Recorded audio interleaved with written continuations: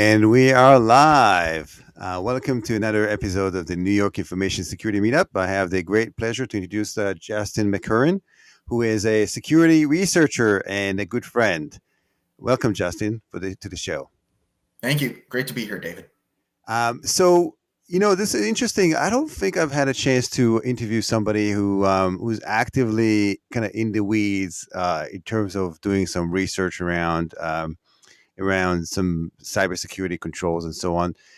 So first of all, maybe before we even dive into all of that, what is it that you do?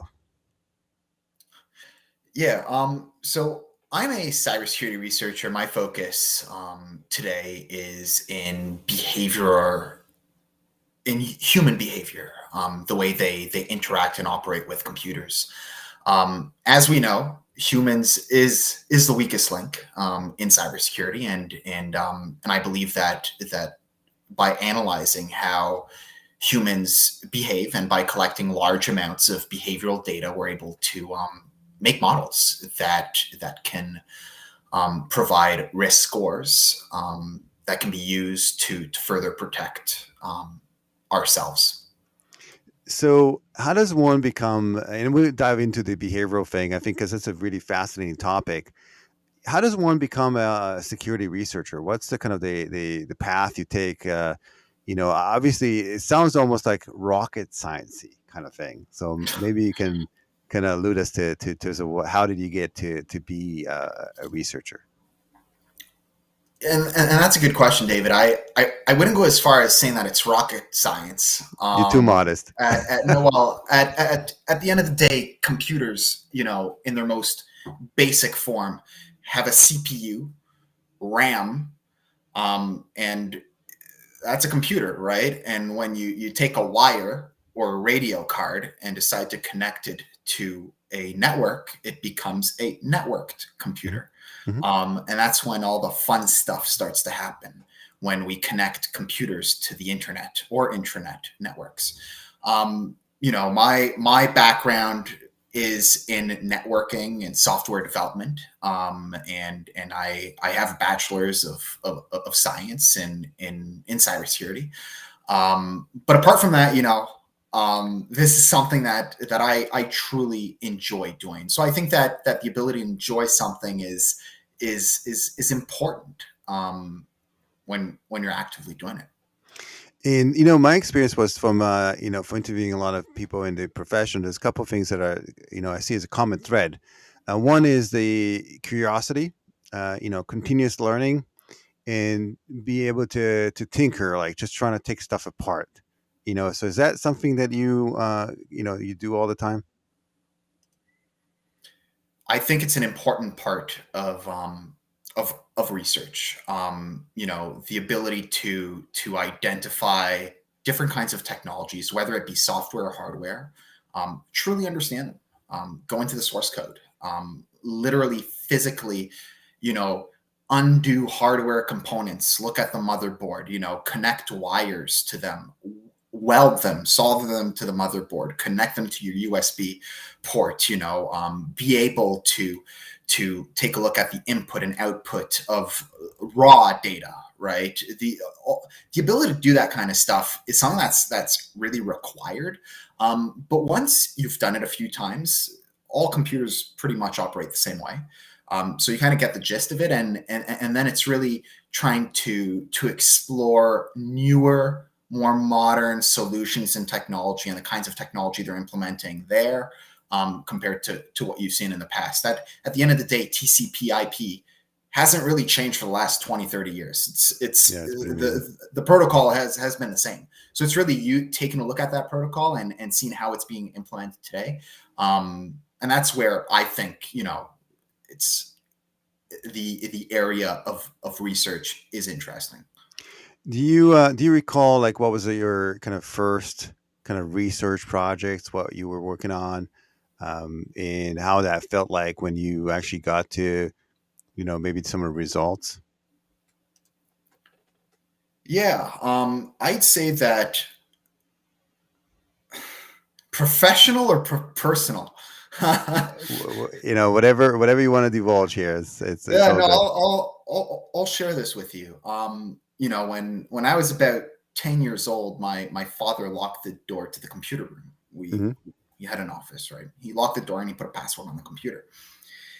So what I did is I found a way to get into the door. I took a kitchen knife and I slid it open into the door, and I managed to get into the office. And now I had a password.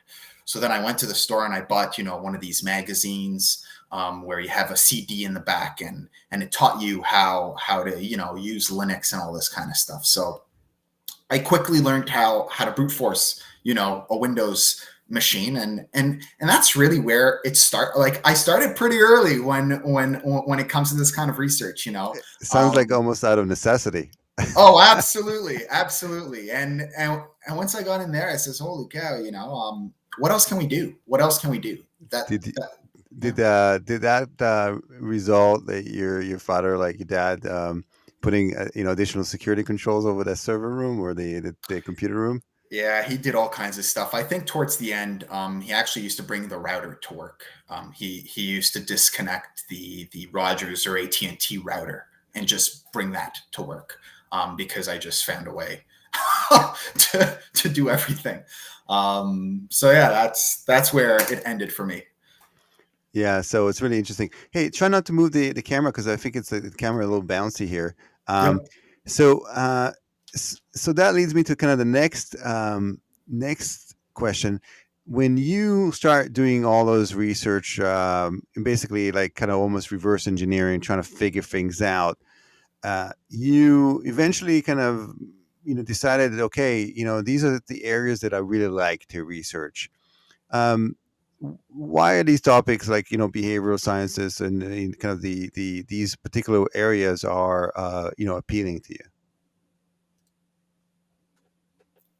That's a good question. I think that in today's environment, we have a lot of really smart people tackling, the technical side of cyber, Hmm. and the way protocols operate, the way that you know directories on networks are secured, the way that cloud computing and key management is done. We have great tools, to identify malware in different files, and directories. And I think that maybe we're going to start reaching a limit to the kinds of technological solutions that we can actually implement. And at the end of the day, if we take a look at, some of the biggest challenges today, it's not really technology itself. It's more the human component to it, the way we as humans behave and operate on a computer. A file does not transfer itself. A computer does not unlock itself. Executables don't open themselves. They're Not yet. coded. Not yet, not I yet. think But I think Skynet is coming. No. but even with AI, all these things don't just happen. They happen because someone makes it happen. And I believe that it's of great interest, to take a look at how people operate computers, how people behave on computers, to really try to find the underlying, um, issues, or the underlying, you know actions that make something happen. And that's probably one of the biggest reasons why I really enjoy focusing on the behavioral aspect. And behavioral biometrics is one big part of that, but Hmm. also maybe sentiment and the way people feel, is another area that I think is pretty fascinating. So how do you connect, since we're since behavior and you know people's movement and so on and attributes are the kind of almost some of them are non-linear, they're very fluid, is how do you then take all that data and quantify into something that a machine, a computer can do something with? It's how do you translate again whether it's biometrics or not, how do you translate that into machine code or machine data that you can apply something to it? Yeah, so I think that the term you just used, nonlinear data, really describes it well. And if we take a look at how machine learning has developed over the last 20 years, today in 2021, it's a lot easier to build tools around nonlinear types of data when we take time series data and when we take data um, that maybe represents a surface or a plane. And the way that we use our keyboard, like a physical keyboard and a mouse, is represented really well with these kinds of models, right? The way that we press a key down and release it up, and the time interval between that press and release, and also the time interval between us pressing different keys, that's time series data. And if we Google that time series data, time series machine learning, models are currently being used for stocks and stuff, right? So by capturing this kind of data, the type of key that's pressed and the timing between different keys, we're able to build models that represent a single user's behavior relatively well. Hmm. The same thing goes with a mouse when a cursor is being moved on a surface, an XY axis plane. CNNs are also used, and by the way, that's a type of model. They're used, and we could use these well to identify who's using a What's computer. CNN again, just for the people that are not familiar with? Yeah, so when we work with machine learning models, typically we'll use shallow machine learning and deep machine learning. Hmm. And shallow machine learning are things like gradient boosting models, and these are great models, and they're still in use today, and they're probably always going to be in use. They're really good for like tabular data. If you got like a CSV file or like an Excel file with like millions of rows and a bunch of columns, and you Hmm. want to be able to predict data, gradient boosting is really good for that kind of stuff. That's shallow learning, right? If we take a look at deep learning, that's when you get into like neural networks, deep neural networks. It sounds, but at the end of the day, a neural network is really good at, instead of taking a look at tabular data, like data that we have in an Excel document, we're going to take out data that maybe has time associated with it, right? So that would be like an RNN, a recurrent neural network, where now we're taking a look at time series data. So keyboard typing or stock analysis or weather prediction, stuff like that. And now if we want to go one step further, and we want to take a look at data that's not represented really well in time, but maybe well represented in space, like an image or a video, then we're going to use a CNN, right? There are different kinds of models that are used for different kinds of applications, and this is a very like basic preliminary kind of level description of stuff. Researchers today are doing all kinds of work in these fields of different kinds of machine learning models, and things are changing very very fast. But at a low level, that's pretty much it. It's also from a change perspective. There are more data to be collected, right? So a device, typically like a mobile device, has many sensors on built into it, so you can gather some more information to. And you mentioned, for example, keyboard in your example. So right now, keyboards typically don't have that sensitivity like a piano keyboard where it measures the type of strength, how much you. But that's probably coming too, right? So you'll have additional input data that you can gather. Do you find that from all the various types of technologies out there, what's the most exciting technology that will allow for better capture of that kind of nonlinear, unstructured data of human behavior and kind of biometrics?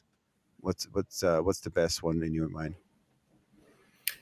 It's a difficult question to answer because there are many different types of biometric, authentication technologies out there, and when it comes to behavioral biometrics, we're kind of limited to the ways that we use computers. And I myself, when I use a computer, I use a mouse, a keyboard. That's pretty much it. When I use my cell phone, I use a touchscreen. Um, and the pressure that we exercise on a touchscreen can give us data. When it comes to exciting areas, um, maybe I'll share that you know I think that it's going to become more challenging as time goes on to collect this type of data because manufacturers are seeing the risks involved in divulging this kind of information. Browsers are putting restrictions around how timing of keyboard and mouse activity is being processed on the browser side, which makes it challenging for researchers or any kind of developer to actually get accurate measurements. And you mentioned, different kinds of technologies on different kinds of computers. All computers have different CPUs, and all computers have different software and processes that run on it. And when we collect keyboard activity and mouse movement activity, that's happening really, really, really quickly, right?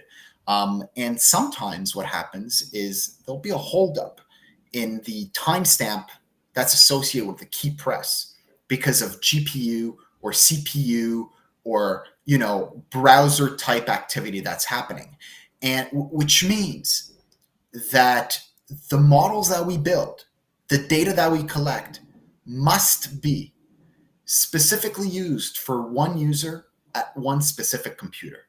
So the model that we build for Bob, that's using a Chromebook, that's using a Chrome browser, will be very different than the model for Bob that's using a Windows machine that's using a Firefox browser.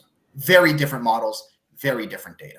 It's so cool because one doesn't think about like the intricate, as you mentioned, like the CPU speed and OS and so on, because now it's clear to me that we're talking about some very defined, very minute type of data collection where we're talking about some time scales. You're talking about like less than milliseconds, right? So That's depend milliseconds. That's right. Exactly. We're talking about right, milliseconds. right. So in when you say Bob, or so basically getting the information from Bob on different various computers is difficult. So the same it goes, I guess, for when Bob goes into a vehicle and drive a certain way. If you're trying to capture, kind of the vehicle behavior or the driving behavior in two different vehicles, that would be a different set. So how do you overcome, in your mind, like how do you overcome some of these challenges and allows for more universal, model building across platforms? I think that whenever we're faced with a machine learning problem, because this is what it is. This is the collection of very large amounts of data. Um, I think that the only real way to go to try to solve this problem is really to collect more data. This is a data first problem. There's no other way around it. At least not today. Maybe in the future, maybe in 10 years from now or whatever. There might be brand new technology to do funny things, but today it truly is the challenge is to collect as much data and not any kind of data, but well labeled, well identified data so that we can build good models for these users that are using different kinds of devices. So you know what's cool about you specifically is that you, since you're researching these models, trying to build and being the kind of the defender, but you also trying to reverse engineer some of these to figure out where are the weakest points and how they can simulate some of that behavior to crack some of the security controls. And you're smiling because you know what I'm talking about. So can you just describe what that process looks like? And what does that mean to kind of reverse engineer the and trying to crack the or hack the kind of the algorithms of the system to fool fool that system to think that there's a human behind a specific human behind it. Yeah, it's funny because not too many people ask me about that, and I don't really share this information with too many people because honestly, this is what I'm concentrating on now, and I love it. Because at the end of the day, if we're able to build models to identify people, we're also able to build models to simulate people, right? The same kind of data that we'd collect to create a unique user behavioral model, we're able to create to replicate unique user behavior. And the ability to do so is alarming just because organizations today rely on machine learning tools to really um, get an edge on rather simple types of attacks. But what's happening is that we have organized crime and nation states that are well funded and that have the capability and the resources to hire development teams and machine learning teams and data teams to build these types of adversarial models that will attack a behavioral biometric authentication based system. And the only way to prevent these kinds of attacks from happening is literally to be one step ahead, or even two or three. The more steps ahead, the better. But I think that the ability to replicate what they're building is tremendously important in our ability to further protect ourselves. It's like training on a battlefield, right? If you're going to win a war, you better have soldiers that trained and fought at home first and then deploy, versus just deploying them and saying, good luck, guys. I don't know what's out there, but best of luck to you. Well, I'm like the I love the fact that we're peeling the onions a little further than what you're typically used to, which is great. And it's really interesting. What are your thoughts about the deep fake that is available out there? Um, you can you simulate a lot of the the attributes of a person. I believe Adobe or one of those companies released a tool. I don't know if they took it off, where you can take a recording, an audio recording of 10 seconds from someone, and then be able to generate audio, quite a bit of matching the audio of the real person just by having a very small sample of it. So mentioned the system needs to be sophisticated and one step ahead, but it's really a cat and mouse. It's like it's an ever going battle between the capabilities and technologies and so on. What's your take on like kind of where technology is going? Like in terms of deep fake and the ability to reproduce up to almost 100% accuracy. Some biometric attributes of people. It is a cat and mouse game, at least in the playing field that the vast majority of people are playing in. It is a cat and mouse game.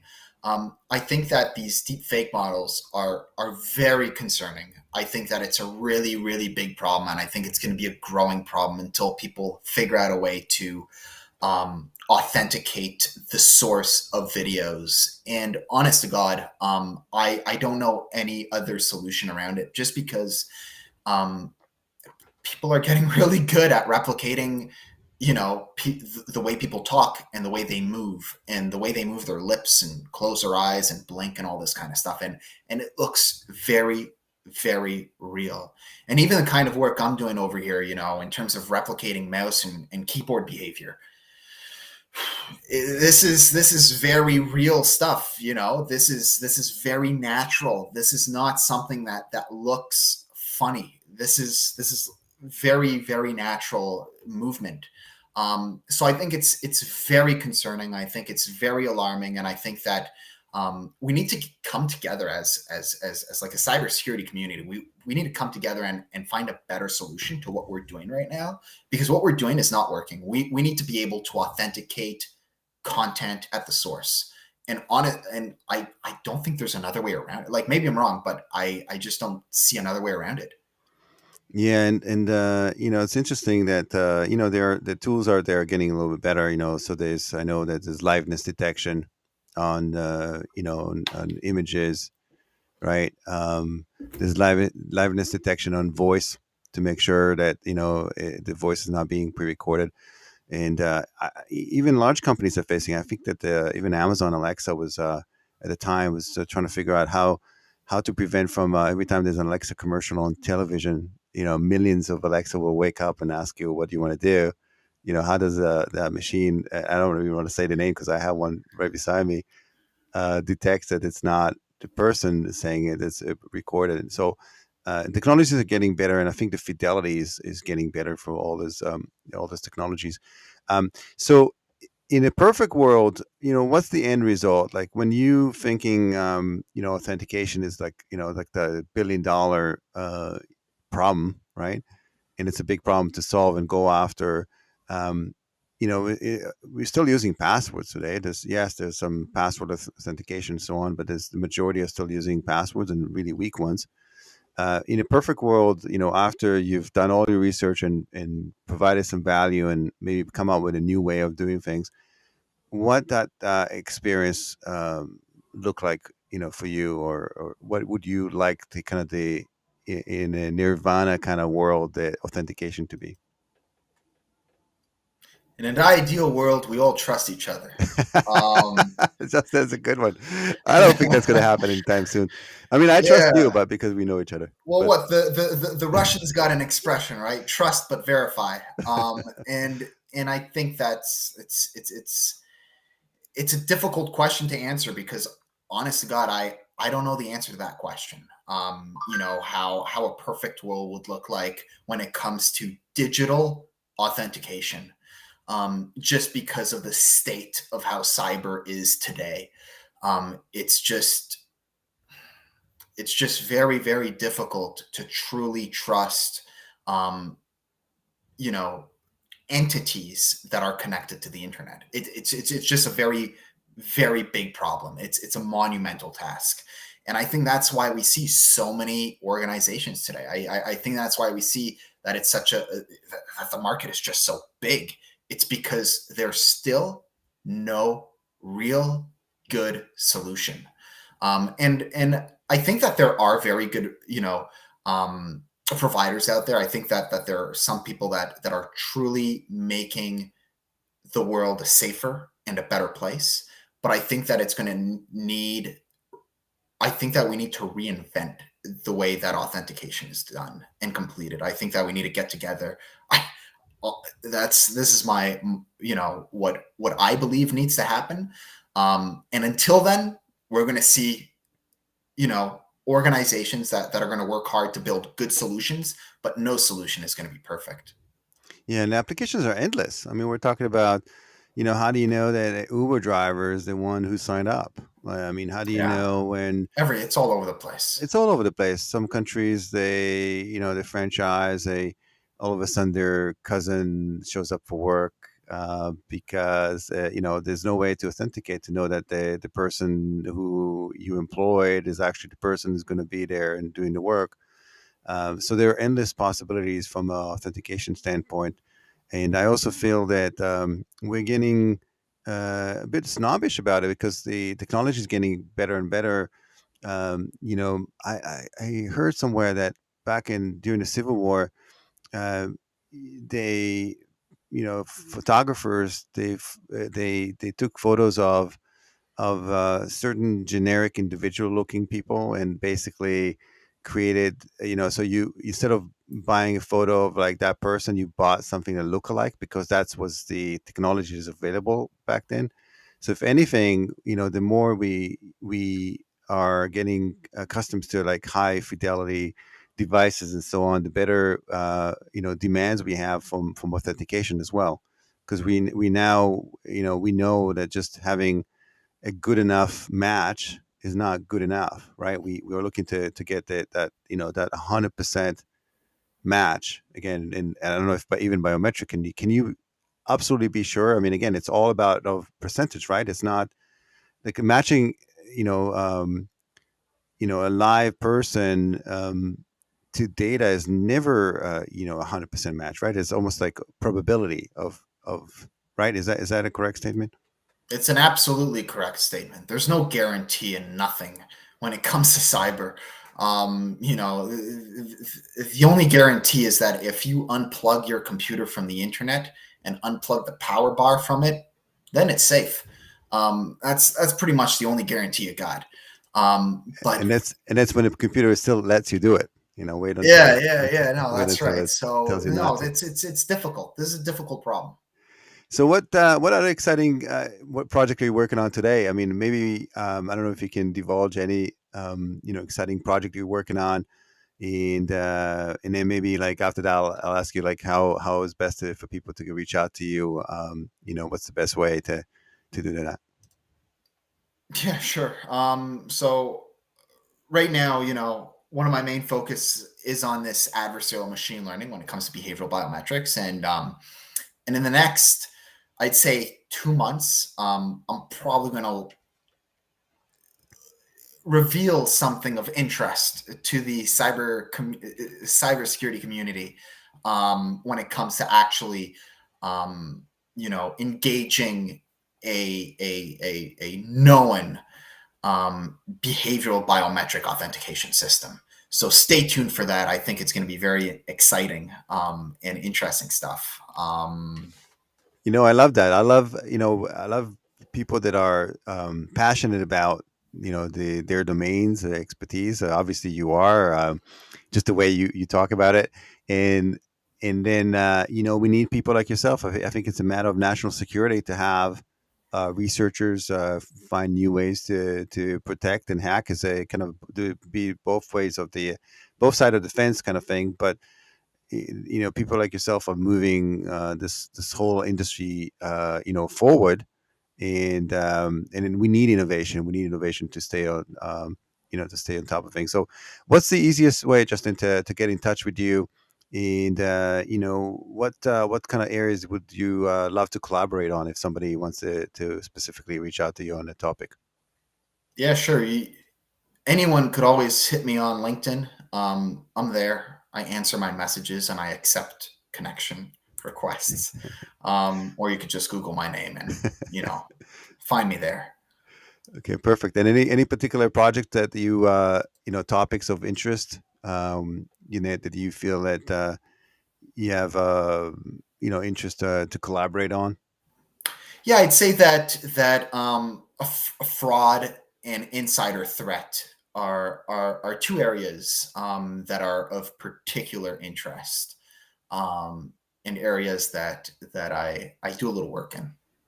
Yeah, so we didn't touch about an insider threat, and that's the whole area is really is huge, but it's been around for a long time. I mean, I know banks, they have this thing where you have to take a mandatory leave, right, for a couple weeks every year, right, to see if there's any changes in, and I think that to see if there's any changes in systems and so on, because you don't have access, you're completely shut down from these systems. So they want to see if there's any anomalies when that happens, right? Are there any specific innovations around insider threat that you've seen deployed, or that companies are working on?